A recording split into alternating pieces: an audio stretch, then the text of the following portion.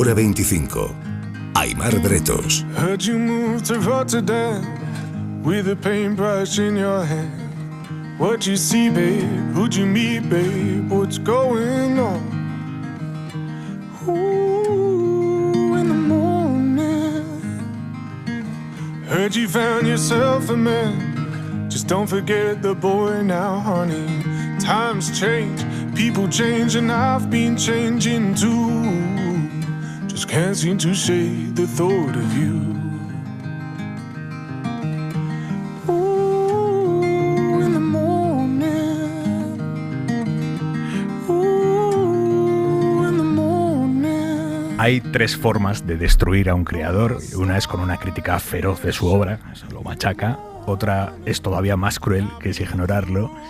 Y lo peor que le pueden hacer a un artista es darle un micrófono y decirle que hable de sí mismo. Esa es la advertencia que le dio el director Declan Donnellan al dramaturgo Juan Mayorga, y por suerte él no le ha hecho mucho caso y esta noche viene a hablar de sí mismo. Ahora 25. Juan Mayorga, buenas noches. Buenas noches, Aimar, pero qué bueno es empezar precisamente esta noche citando a un grande, Declan Donnellan, que es sabio en eso y en muchas otras cosas, y que ahora, por cierto, en estos momentos está ensayando La vida es sueño.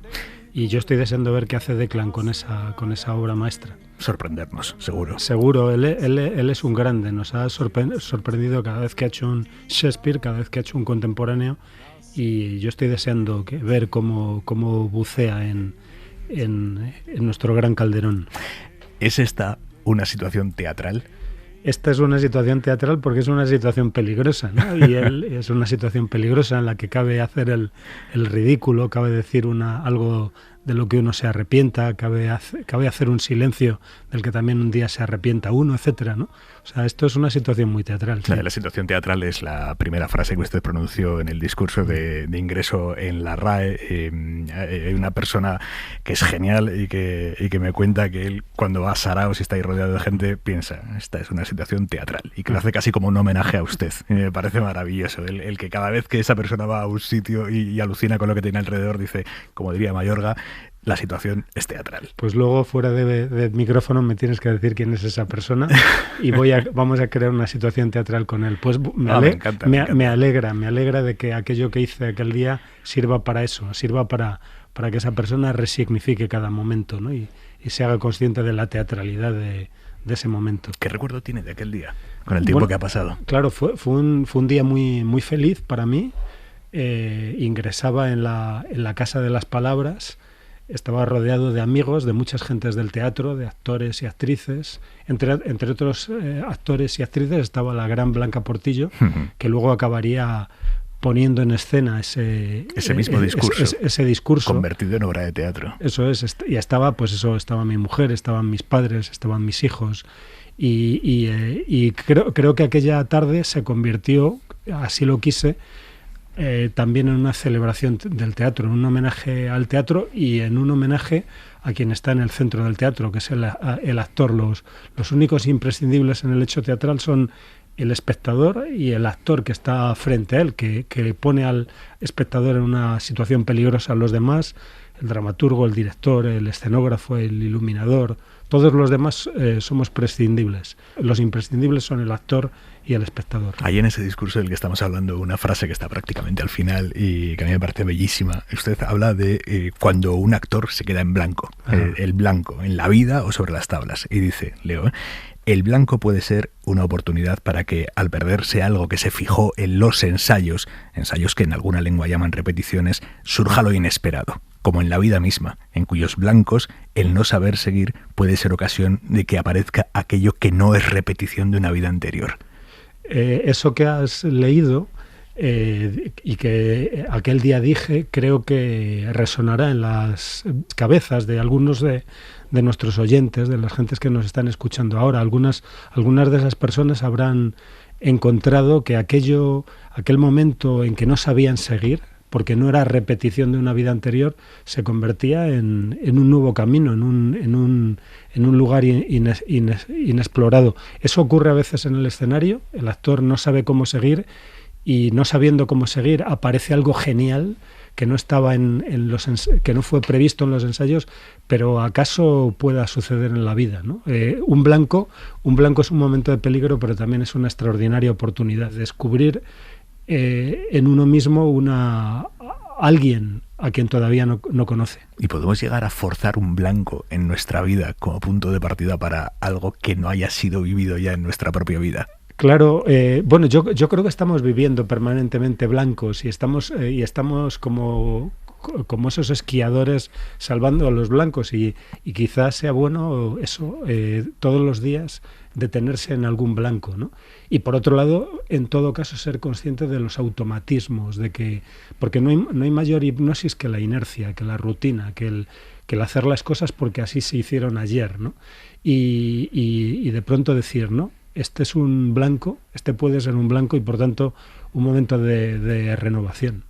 Me llama la atención el hecho de, bueno, usted lo explica ahí, que a los ensayos en algunos países se le llama repeticiones. Me parece un concepto un poco triste, ¿no? Porque el ensayo implica, me voy preparando para mejorar, y las repeticiones voy a repetir. Claro, en francés se dice repetitions, en inglés rehearsals.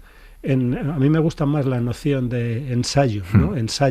Ensayo, prueba, juego, pero por otro lado conviene decir que esas dos lenguas que ahora estamos criticando, las maravillosas lenguas inglesa y francesa, precisamente utilizan la expresión juego para hablar del teatro. La obra se llama play, ¿no? Y actuar una obra es to play, y los actores le comedian you, ¿no? Es decir, en todo caso, hay un secreto que comparten los actores franceses, los ingleses y los españoles, ¿no? ¿Y cuál es? Y el secreto de que el teatro es juego y es milagro.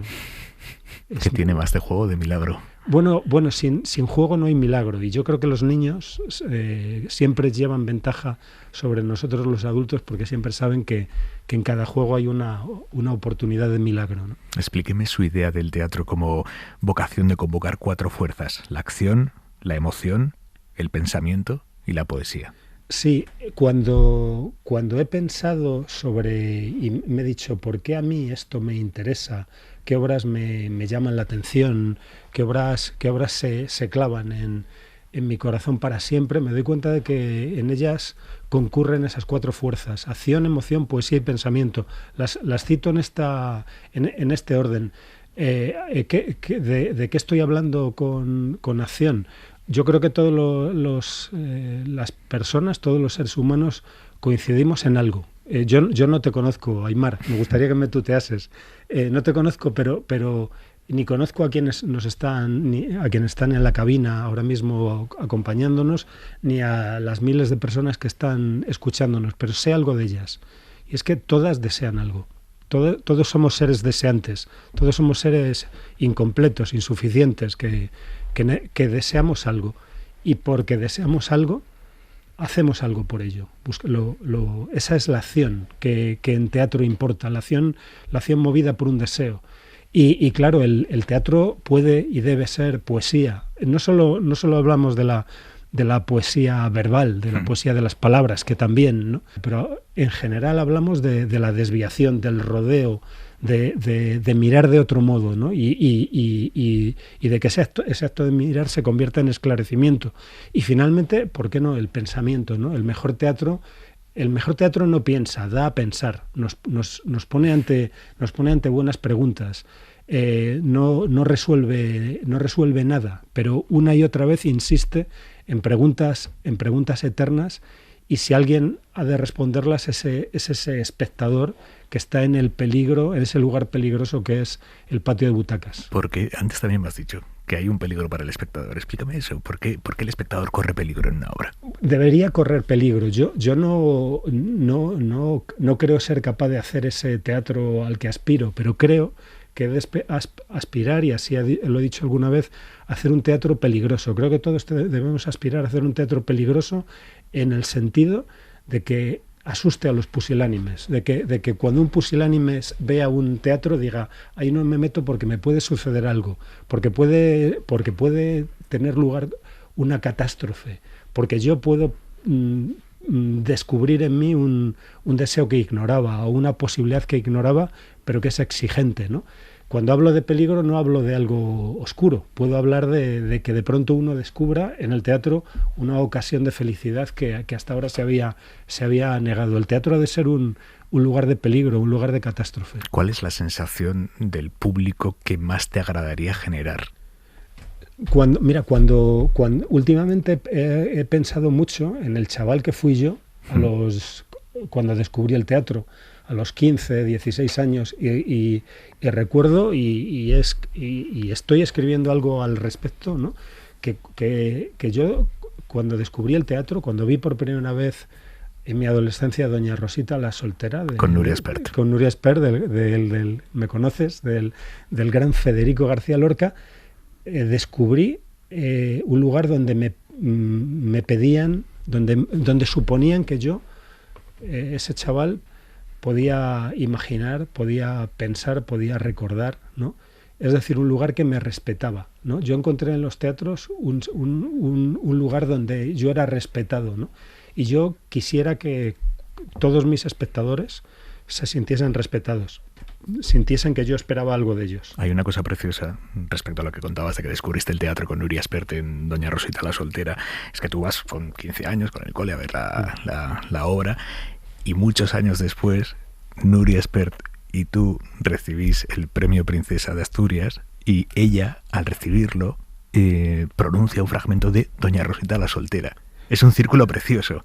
Sí, y es extraordinario cómo pronunció esos momentos finales de la obra, y te diré, Aimar, que ahí se estaba produciendo otra cita, porque el director de aquel espectáculo es Jorge Labelli, un gran director francés de origen argentino, que luego puso en escena, muchos años después, hasta 3 piezas mías en París, Himmelbeck, El chico de la última fila, y Cartas de amor a Stalin, de forma que cuando en aquella primavera del 81 en el Teatro María Guerrero estaba teniendo lugar Doña Rosita la soltera, estaba teniendo lugar también una cita entre 3 personas, entre un maestro, una maestra y alguien que no era ni siquiera un aprendiz, pero que gracias a ellos, gracias a su enorme talento y a su enorme compromiso con cada espectador, sintió que se podía ser un lugar para estar en el mundo. Qué bueno.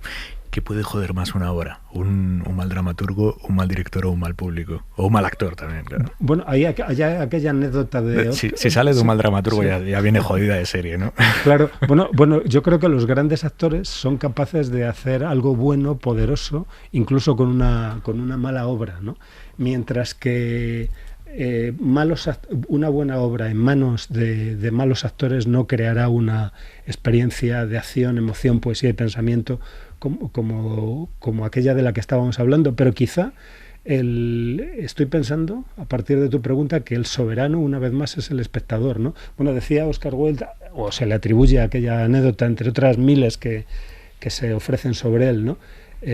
Oscar Wilde llega a su club después de un estreno de una obra suya, y le preguntan cómo ha sido el estreno, y dice: la obra ha sido un éxito, el público ha sido un fracaso, ¿no? También había un director que decía: bueno, ahora vamos a abrir esto al público para que nos estropee la obra. Yo no lo creo así. Yo creo al contrario, ¿no? Que el espectador puede mejorar la obra, porque si tiene una posición crítica respecto de ella, puede imaginar una obra mejor. A partir de esos mimbres puede imaginar una obra mejor que aquella que se está ofreciendo en escena. ¿Eso es posible, que el espectador imagine algo mejor que lo que está viendo con sus ojos? Yo creo que hay espectadores tan sabios que dicen: esta obra, ¿cómo sería si estuviese Nuria Espert ahí, ¿no? E imagina a Nuria Espert. Hay espectadores que están viendo 2 obras, la que se está dando en el escenario y otra posible, ¿no? que está aconteciendo en sus cabezas. Pero esos son los espectadores premium. Claro, son grandes espectadores, pero uno no deja de sorprenderse de la calidad de muchos espectadores, ¿no? Y yo he recibido preguntas, sugerencias, comentarios de espectadores que me han hecho entender mis obras de otra manera. Siempre digo que que la obra sabe cosas que su autor desconoce. Y yo he hecho experiencia de ello una y otra vez. ¿Qué cosas has aprendido de tus obras a raíz de tus espectadores?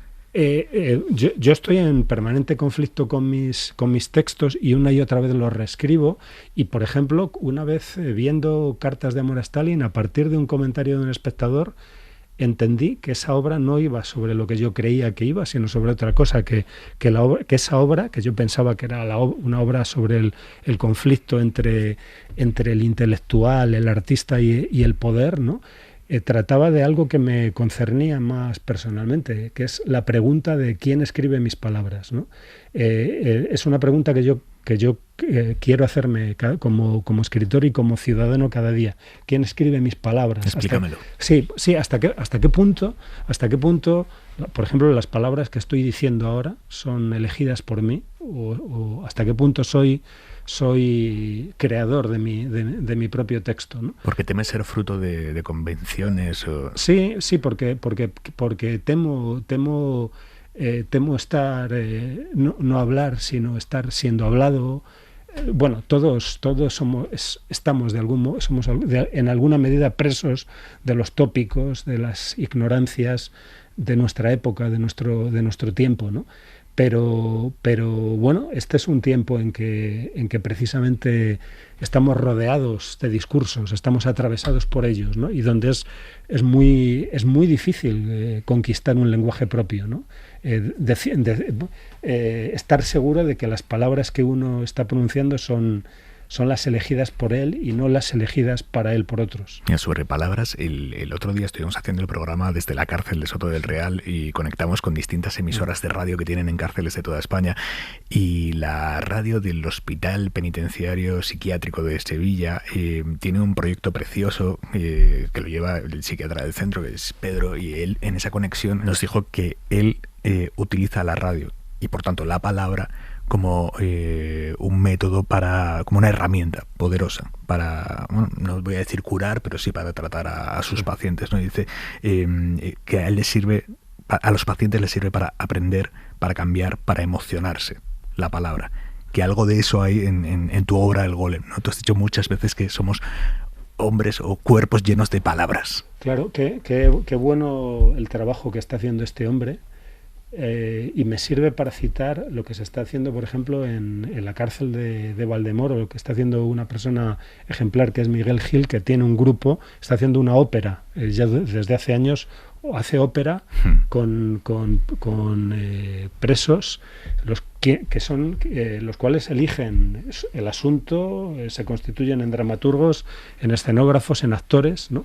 Y qué bueno que haya gente que haga ese tipo de experiencias que, por supuesto, favorecen a esas comunidades, pero también finalmente nos ayudan a todos, porque el que estas personas puedan pensar, emocionarse, pensar, es útil e importante para todos. Y sí, el Golem quiere tratar de eso, en un cierto momento un personaje dice: somos cuerpos ocupados por palabras, ¿no? Quien más y quien menos de nosotros tiene una frase en la cabeza que le dijo su padre o que no le dijo su padre, que le dijo su amante o que no le dijo o que no le dijo su amante, que le dijo su maestro o que no le dijo su maestro. Somos de todas esas frases que escuchamos o que quisimos escuchar y no escuchamos, todas ellas nos constituyen. Hablando de palabras, tú que formas parte de la RAE, me has pedido que te tutee, sí, por supuesto, lo haría con un académico. En el diccionario de la RAE se define tu trabajo, dramaturgo, como autor de obras dramáticas, persona que adapta textos y monta obras teatrales. Si estuviera en tu mano ampliar esa definición o reformularla. Sí, claro, es muy difícil definir. Yo cada jueves con mis compañeros, de los que siempre aprendo algo, me peleo con las definiciones y me doy cuenta de que cada definición es un fracaso, porque siempre que intentas definir una palabra, dejas fuera tantas cosas. Y si yo quisiese definir lo que hace un dramaturgo, tendría que hablar de que fundamentalmente el dramaturgo es alguien que escribe un texto que ha de despertar el deseo de reunión. Un texto teatral ha de caracterizarse por eso, porque ha de despertar el deseo de reunión. Lo importante no es que a la izquierda tengan los nombres de los personajes y a la derecha lo que estos personajes digan, o que en cursiva o entre paréntesis aparezcan eso que se llama acotaciones. No, lo importante de un texto teatral es que es un texto que ha de despertar el deseo de reunión. Es ¿Y decir, eso cómo lo consigues? Bueno, hay que conseguir, supongo, hay que conseguir convocar esas 4 fuerzas: acción, emoción, poesía y pensamiento, y hay que conseguir que un día unos actores digan: esto hay que ponerlo, hay que darle a estas palabras, hay que darles cuerpo, hay que darles espacio, hay que darles tiempo. Los actores se reúnan, hay que conseguir que los actores quieran reunirse en torno a esas palabras, y un día, después de haberse reunido en eso que son las repeticiones o los ensayos, un día digan: vamos a abrir nuestra reunión a la ciudad, ¿no? Cuando uno escribe teatro siempre tiene ahí al espectador. El espectador está antes incluso de la primera palabra, ¿no? El teatro es reunión, y si he hecho algo en falta en esa definición académica, es eso, el recordarnos que el texto teatral ha de despertar el deseo de reunión. Tienes que impulsar ese cambio en la definición. Claro, pues, pero tendré que pensar a buenos argumentos para pues eso, para defender ese cambio. El trabajo de definir es fascinante, y por cierto animo a todas las personas que nos están escuchando a que si observan que hay expresiones incorrectamente definidas a su juicio, o palabras que faltan, pues que nos lo comuniquen. Estamos deseando hacer que nuestro diccionario, que es de todos los hispanohablantes, sea lo mejor posible. Me hablabas del concepto de la reunión, sí, con el público. Y está mutando el público de teatro. Quiero decir, en una sociedad en la que buena parte del entretenimiento, de la cultura que consumimos, lo hacemos ya bajo demanda, con una barrita de progreso en la que yo puedo pasar al minuto 23 y darle al next si me está aburriendo. ¿El público de teatro está mutando? Claro, hay mucha gente que está redescubriendo el teatro, y está reencontrándose con él como arte de la reunión y de la imaginación. Es cierto que no podemos competir con esas extraordinarias producciones que tenemos en el bolsillo. En el teléfono tenemos extraordinarias ficciones que nos lo dan todo, que nos lo entregan todo, ¿no? El teatro es más exigente. El teatro nos pide que salgamos de casa, que nos encontremos con otros a los que no conocemos, con otros a los que quizá nos saludaríamos, ¿no? Y que hagamos asamblea con ellos, y que imaginemos. Alguna vez me gusta recordar esa maravillosa definición que da el gran Jorge Luis Borges del teatro, cuando dice que el teatro es el arte en que una persona finge ser lo que no es y otra finge que se lo cree. Ese pacto de fingidores es el teatro, y entonces el teatro te pide eso, te pide que participes, porque si en esa complicidad el teatro no existe, no se da. Pero qué fascinante es, ¿no?, que haya un arte que te pida eso, y que te proponga eso, y que te constituya en soberano, y que te pida que tú estés ahí, ¿no? Entonces yo creo que mucha gente en España y en otros lugares está redescubriendo el teatro como un arte que no lo trata como alguien simple, paciente, ¿no?, que recibe, sino como que le está pidiendo su gozosa cooperación. Me has dicho que tú permanentemente reescribes tus obras. ¿Te pasa también con las entrevistas, que sales y dices: esto lo tenía que haber dicho de otra manera? ¿Sufres? Dices: cambiaría esta escena de esta entrevista. Claro, seguro que cuando salga a la calle, ¿no?, cuando esté en Gran Vía, ya empezaré a pensar: ¿cómo no he dicho esto? Y cómo he dicho esto otro. Pero bueno, como eso también nos ocurre en la vida misma, incluso en momentos muy serios, pues bueno, eso es parte del juego, ¿no? Que efectivamente aquí no podemos ensayar, ¿no? Que estamos, no hay repetición posible, que no hay repetición. Pero bueno, también esto es hablar con un amigo, como lo estoy haciendo ahora con Aymara, que hace unos minutos no conocía, ¿no? pues es muy placentero y bueno, pues seguro que me he equivocado unas cuantas veces, ¿no? ¿Pero te ha gustado esta situación teatral? Lo he disfrutado mucho y espero que sigamos hablando, ¿no? Juan Mayorga, muchísimas gracias, ha sido un placer. Para mí lo ha sido, Aimar, y lo importante, como siempre, es más allá de lo que hayamos dicho, lo que los oyentes habrán hecho con todas estas palabras.